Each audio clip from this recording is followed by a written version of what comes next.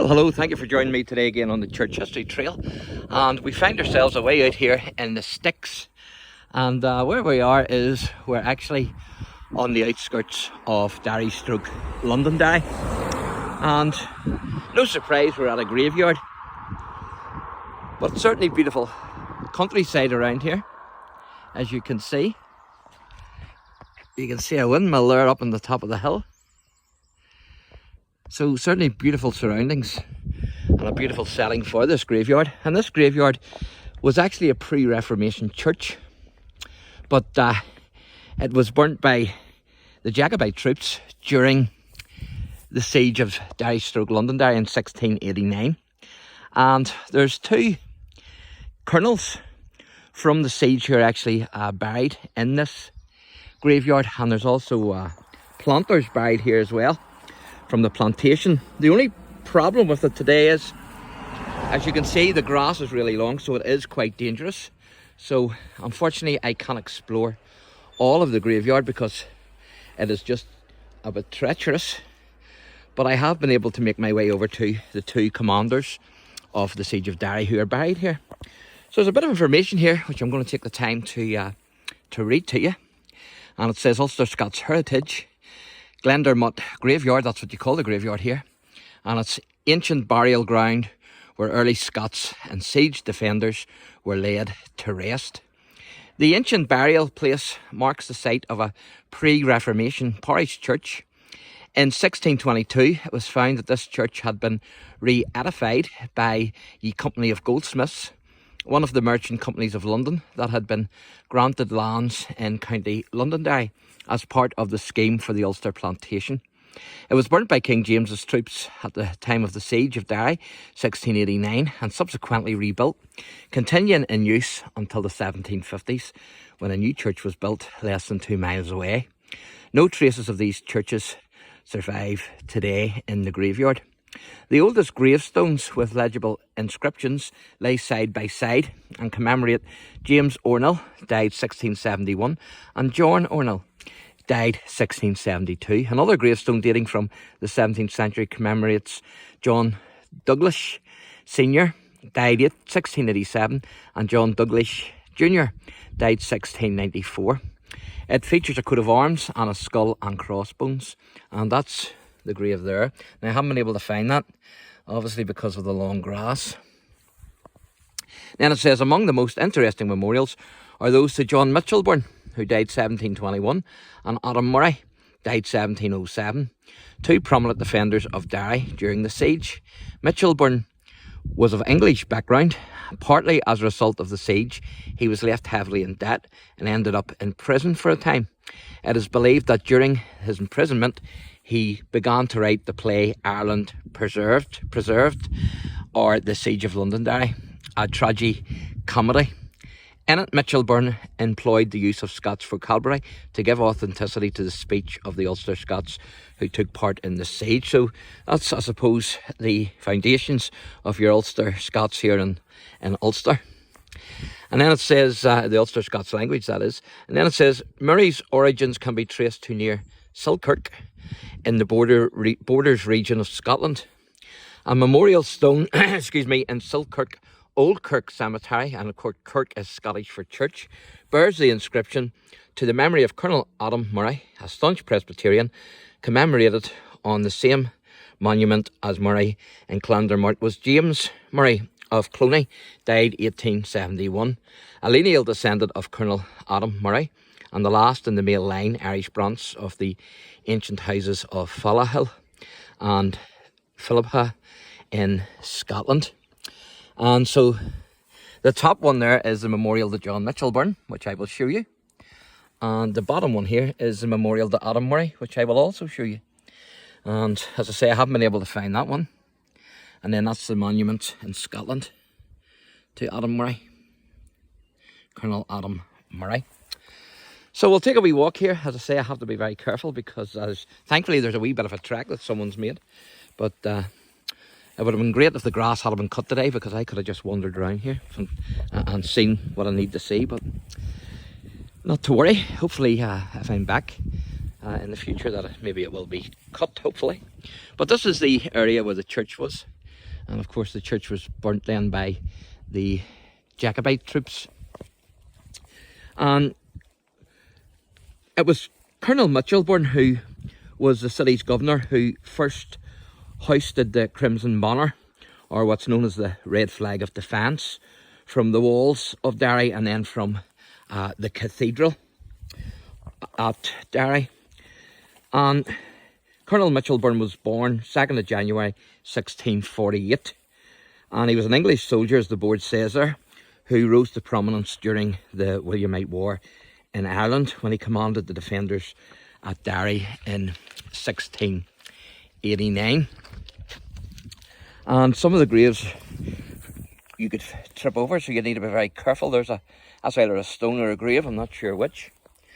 Again, you can see a grave there hidden, and also there. So you need to be very careful if you are coming to this graveyard. Now, after Governor Baker's death, then he became governor of Londonderry / Derry and took over the defence of the city. And Mitchellbourne was involved in the foundation of the original Apprentice Boys of Derry Club. And he died in Derry on the 1st of October 1721 and is buried here in this graveyard in Clendermont. And of course, buried close to him, and we'll look at that grave, is actually Adam Murray, Colonel Adam Murray as well. And Colonel Mitchellbourne, then the Apprentice Boys Mitchellbourne Club, was established in the city of Londonderry on the 18th of July 1775. So this is the grave here. Pretty cool, isn't it? You've got the pikes sticking up.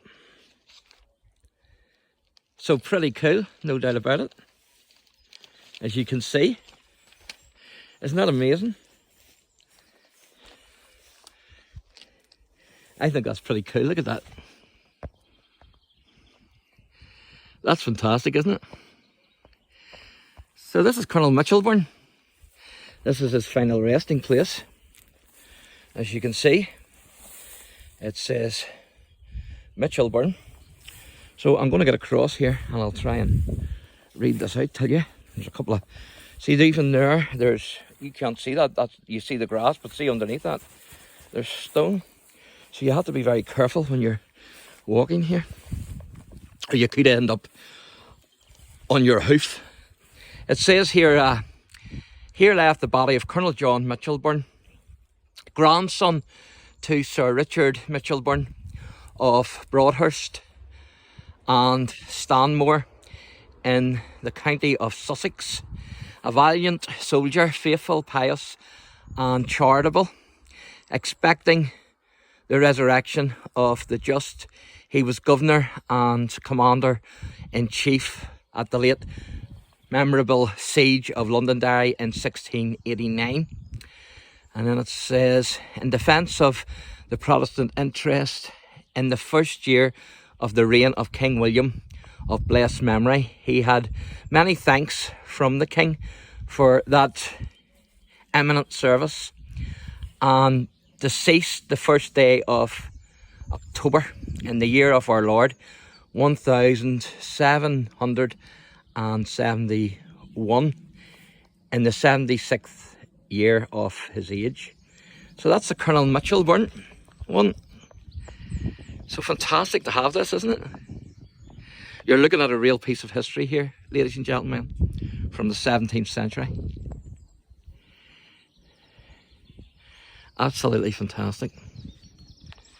So that's Colonel Mitchellbourne. So now what we're going to do is we're going to head over to this one here, hopefully without falling, which is Colonel Adam Murray.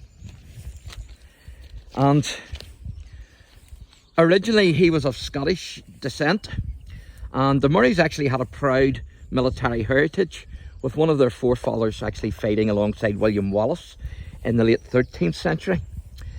And what Patrick Sarsfield was to the Jacobites, Adam Murray certainly was to the people of Derry.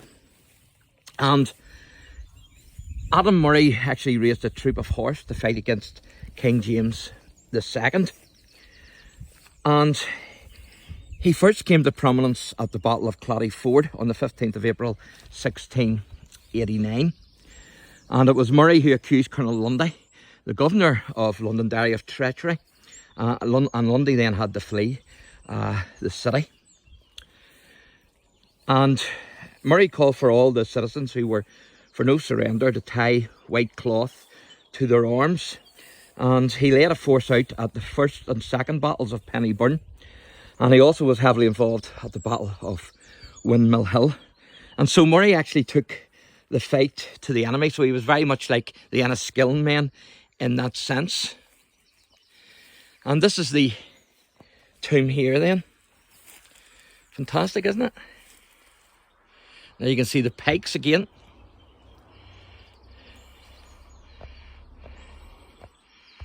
So very decorative, so you couldn't miss these graves, you know. Says here also the remains of Adam Murray, MD, Honourable East Indian Company Service, eldest son of Major Thomas Murray, 18th Royal Irish Regiment, died 8th of March 1868. So these are the descendants of Adam Murray, aged 68 years. Also Hannah, wife of James Murray of Cloney, died 21st of October 1883, aged 77 years. So I'll try and take you around the side here. But Murray was actually seriously injured. And so I'm going to have to go around this way. Well, I might be able to cross over here. So Murray was actually seriously injured on the 16th of July while undertaking a flank attack on the enemy trenches at Butcher's Gate. And I've done a video at Butcher's Gate, so you can check that one out. And Adam Murray then was seriously injured during his unit's withdrawal, which kept him out of action for the rest of the siege. And you can see the beautiful countryside there. Fantastic, isn't it? But you can see what I mean about the grass. I would love to explore all those graves there, but it's just too dangerous. And with my bad knees, I just can't take the chance, to be honest. So we'll try and read this. It's a bit faded, but it says, the remains of James Murray of Cloney, a lineal descendant of Colonel Adam Murray, and can't make that out. Maybe you can see that better on the video. But also it mentions that there's a slab here to Adam Murray. And it's the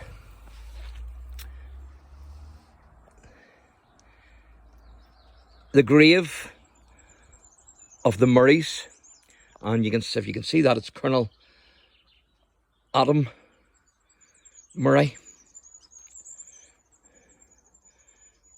Hopefully the sun's not blocking that too much for you with the shadow. And so that's the slab there for Colonel Adam Murray of the Siege of Derry. And then this was put in for his descendants as well. So amazing to have this.